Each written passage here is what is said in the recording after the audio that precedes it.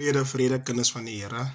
Wat 'n wonderlike voorreg, genade kans wat ons het om weer op te kan staan, om weer te kan besef dat die hand van die Here is groot en almagtig oor ons as individuals.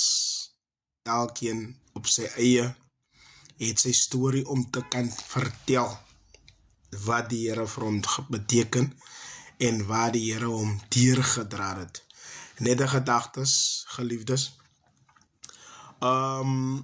Dis altyd die mense wat jy jou vertroue opsit en wat jy dat jou vertroue maak en wat vir jou die liefste is.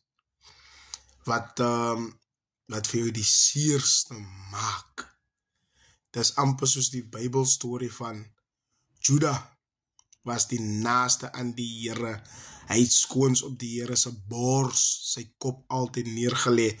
Juda was die een wat die beers in beheer was, maar hy het 'n roofsugtige hart.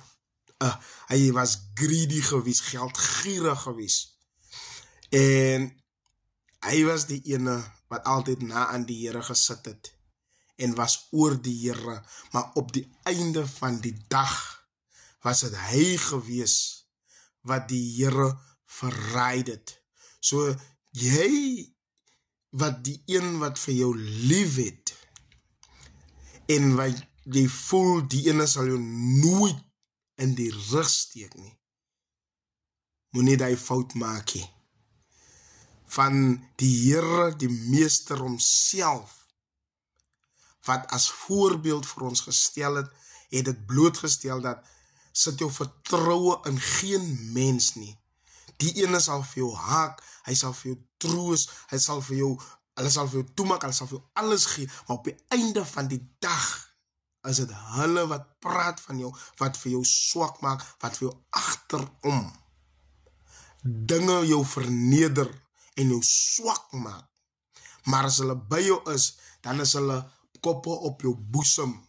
Maar op die einde van die dag, dan verraai hulle jou soos Judas. Dis wat in die lewe in gebeur. Pas op vir wie jy vertrou, maar maak God jou enigste vertroueling in alles wat jy doen. En gee geen planne vir jou naaste en jou geliefdes wat jy in gedagtes het en wat jy doen nie, maar deel dit met die Here. Hy is dit bekend, maar hy wil hê jy moet nog altyd met hom deel. Sodat hy kan voel dat u het hom nodig. Ons het die Here nodig.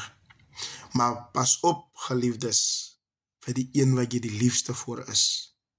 As die een wat jou die seerste maak. So die Bybel leer ons hierdie dinge. Hulle is na aan jou. Maar op die einde van die dag draai hulle net so. Julle moet 'n lieflike dag hê. Die Here seën.